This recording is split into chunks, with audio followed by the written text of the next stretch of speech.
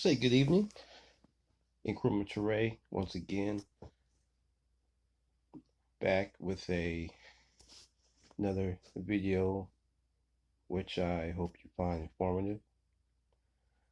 I decided to start a series of videos on the organized concept of Pan-Africanism, the actual early organizing of the congresses that took place uh, from the early part of the 20th century and post World War II. This will be video one in that series. And at this moment, I'm not sure how many videos will be made to give a complete analysis on the historical aspects of that. And I think it'll be important to make some documentation, verbal documentation on that. Certainly, the information that I will disclose in these videos are accessible to study, and I encourage objective study for greater understanding, and of course, uh, join an organization that's working for the liberation of your people. So let me just get into really the idea of African unity. It really starts with a gentleman from Trinidad who was a lawyer, one of the early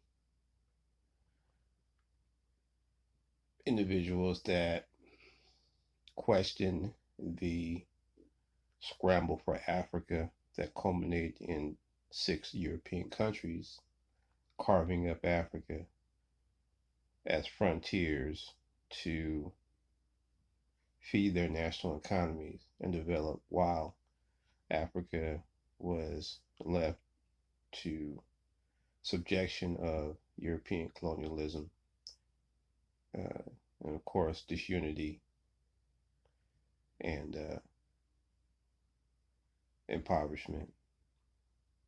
Uh, Henry Sylvester Williams, off the heels of that, uh, he organized in 1897 a organization called the African Association. Now, that was specifically to give a pushback and address that particular political and military moves that Western Europe executed against the African people. And it developed into a conference, a Pan-African conference in the year, moving from 1897, that is. Sort of the African Association moved into the conference, Pan-African Conference in 1900. And at that point, that was really the first time that the expression Pan-Africanism really came into use. And again, that was beginning of the 20th century. Some of the other luminary, famous person that was involved in that first Pan-African conference, and it was located in London, by the way. W.E.B. Du Bois was there. Uh, Also, there were other men of African descent that came from the diaspora at this particular point in time. And the principle, or I should say, not the principle, but the objective of that conference was really to, number one, question the treatment of Africans under the colonialism, collective colonialism of 6 European countries. And those countries were Great Britain, Spain, Portugal, Germany, Italy, uh, and Belgium. We consider them the Big Six at that particular time. And so there was the treatment of the natives, and it was really just a concern and a request that they would be treated fairly up under European dominance. Now, at this particular time, Pan-Africanism as a idea uh, wasn't put into an organizational effort inside the continent as of yet. Again, the grip of foreigners had already taken over Africa lock, stock, and barrel. And so at that particular time, it was more or less an understanding of concern that was shown at that particular time. Also, around that time, a little after that, of course, the notable contribution of Marcus Garvey is Back to Africa movement. We cannot be uh, I can't give an analysis without at least a mention of the great Marcus Mosiah Garvey, which we appreciate his contribution to his people's liberation. And then 19 years later, there was after World War One, because between 1900 and 1918, there was no more conferences. They started the next year, 1919, the Pan-African Congress.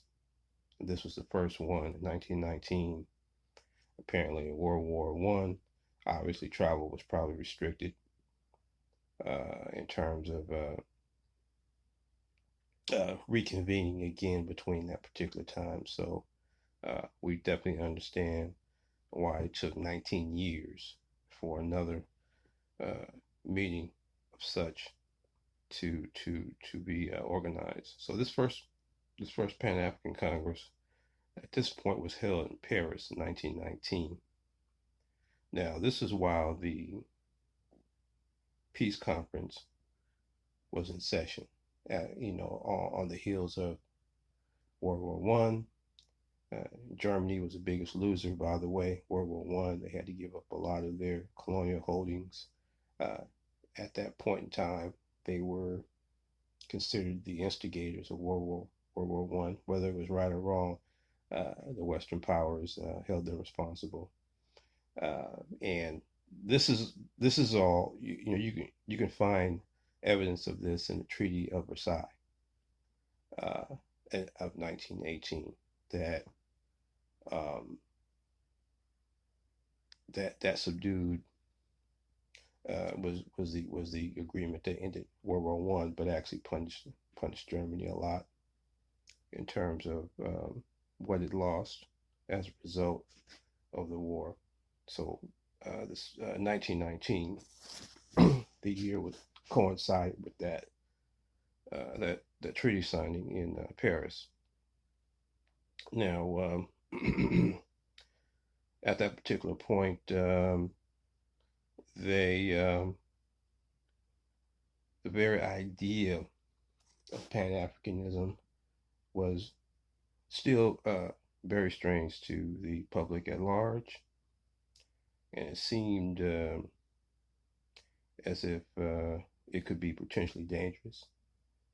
Uh, there were about 57 representatives from various African colonies, so that was really the first time the brothers and sisters, I'm sure, within those that number attended such a gathering to really discuss the concerns uh, once again of the African masses under European domination. They they ended up drafting various proposals, though nothing much came of them. They didn't have any force on them really at that particular time, but just to establish that there would be a ongoing concern until something that could be decisively done to change the situation. Definitely. So when they convened when they adjourned, they understood that. Uh, but one of the things they did propose was that the allied and associated powers with them should establish a code of law for the protection of African natives at that particular time. So they were trying to give voice and concern to the welfare of the African masses. There were no UN at that particular time. There was no firm base of power that they can turn to. So this was really the next best thing in terms of at least coming together and to build some sort of consensus in terms of doing something in the near future. So that was the extent of the first Pan African Congress. And then the next time a Congress was held was 1921. The second Pan African Congress was held in London. The the British government itself uh, was still tolerant, uh, and obviously they probably didn't see it as something that, as British was one of the colonizers, of course, in Africa. Obviously, they didn't see it as a such a threat that it would change their position and in Africa and their stranglehold. But at this point, you had a increase of those who attended. You had 113 delegates at that particular time, and this Congress, I mean, it wasn't truly representative of African opinion. However, it went uh, pretty far in putting the African case of what was going on to the world. Uh, they made they hammered out a declaration. It was called Declaration to the World, in which, as they drafted it, I think at the close of that particular Congress, it was, I mean, it was stated that that they were for the absolute equality of races.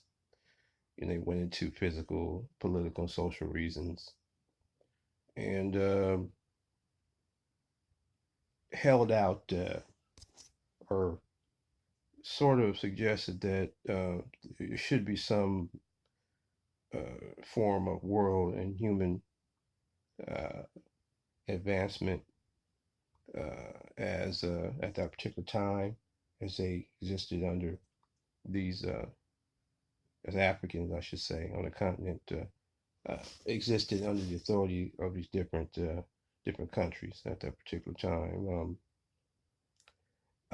And what they were concerned with specifically was with more the social aspect of their existence on the continent than the political improvement. So, but they understood at some point things had to get uh, much better, and so they left that particular Congress with that understanding. Of course, the next time a Pan African Congress was given was, I'm sorry, was convened was the 1923 Third Pan-African Congress, once again held in London. Uh, they made more resolutions. They asked that the people of Africa could have a voice in their own affairs. They covered the need for government and asked for the right of access to land and resources in their own territories. Now, the political aspect at this particular time revolved around the question of social justice. And at that particular point, uh, based on the work of the the first two Congresses, the the aspect of social justice was beginning to be understood at large. However, W.E.B. Du Bois, who really chaired these particular congresses, uh, the work was very, very slow. Uh, this was more, this particular Congress was more idealist than anything else. But of course, they did get I think they got, it seems though, based on what I've studied about it, they ended up getting more publicity than they had in former Congresses. But of course, it was valuable experiences for those in that day coming in to do the work. And with that, there was a fourth Pan African Congress held in New York at this particular time in the United States. This is 1927. Uh, so I think at this point we're talking about a little over 200 delegates attended this one.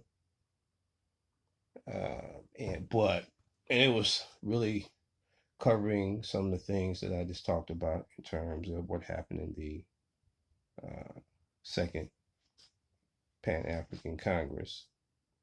Uh, so the actual Pan African organization itself that gave the Congress did fade out for a time.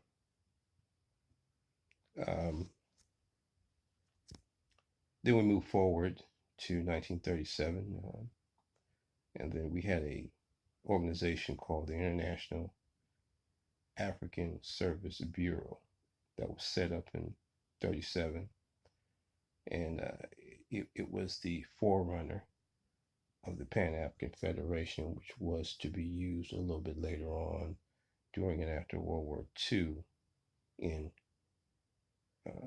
Britain.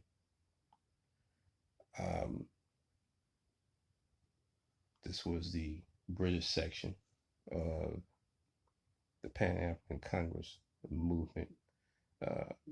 Mainly was a organization of students, very, very radical students, some even revolutionary.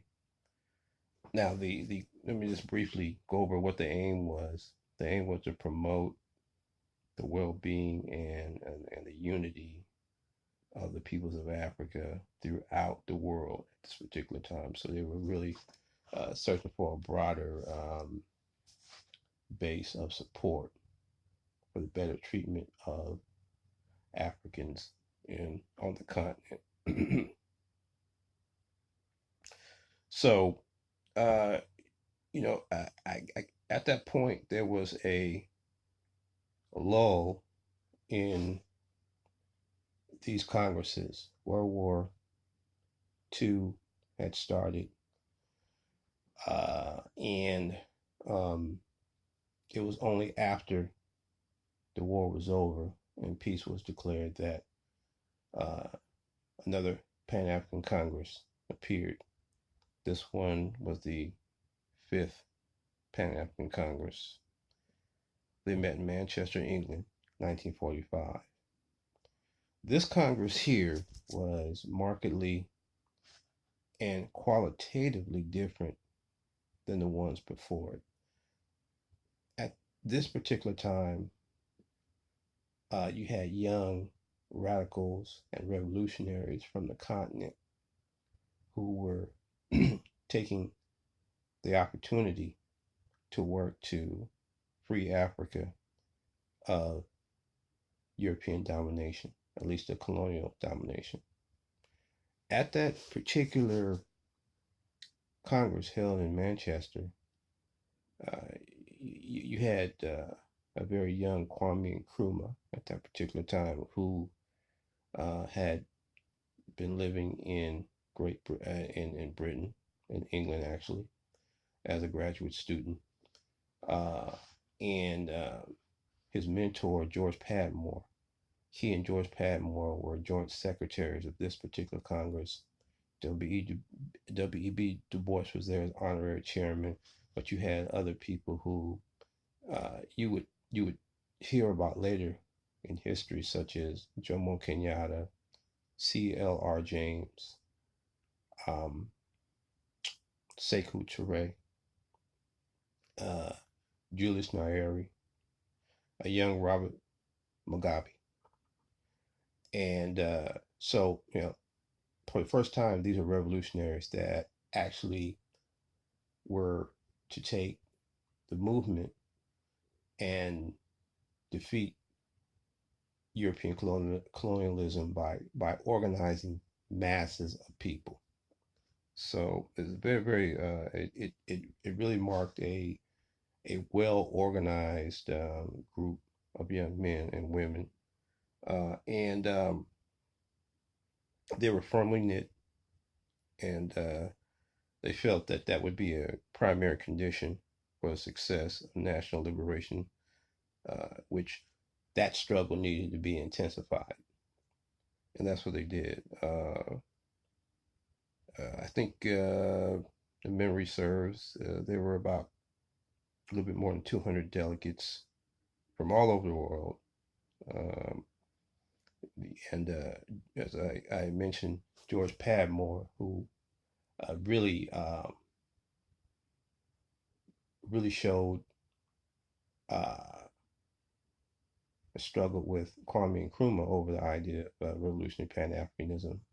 Uh, that gentleman is the man that Nkrumah really credited with his political uh, his political maturity and development.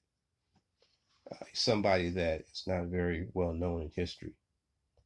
Let me just mention, by the way, he has a book called Pan-Africanism or Communism that he wrote, and it's a good book to read. I think you really get an understanding of Pan-Africanism, especially as it was seen right at that particular time. But George Padmore did a lot to bring Kwame Nkrumah along. Of course, he was an older man, and Nkrumah at that time had come to uh, England from the United States, where he had finished up his master's degrees at the University of Pennsylvania. When he his intent was to get a postgraduate degree at the London School of Economics, which he did attend for a while. And then jointly with that, Kwame Nkrumah was actually going to a law school called Gray's Inn, which is a very old and very distinguished, as far as England is concerned, uh, law school. But Nkrumah did not finish either because duty called back home in Ghana. It's very, very, and let me just say here that these young revolutionaries planned work to start organizations that would, in their words, uh, reveal the weakness of colonialism and bring on the final confrontation with imperialism. So they were ready to liberate not only their countries but the continent from the stranglehold that these nations were putting on their economies and, of course, the domination of their raw materials.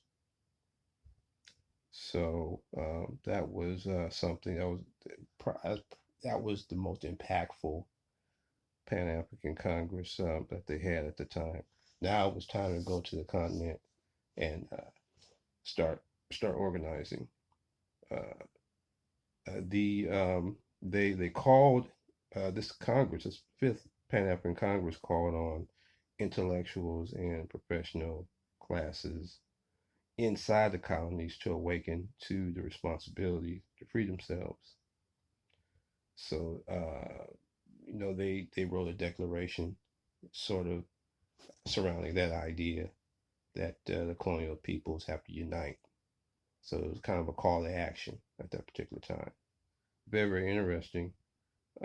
So yes, it was called the declaration was called Declaration to the Colonial Peoples of the World, and I'll have to find that in a reference, and what I'll do is I'm going to end this particular video on this, but I'll come back again tomorrow, and when I continue, I'll take up from where I left off about this impactful fifth Pan-African Congress here, and I'll read you that because I don't have it in front of me. The Declaration of Colonial Peoples is very, very important because it kind of set the tone to the approach, the revolutionary approach.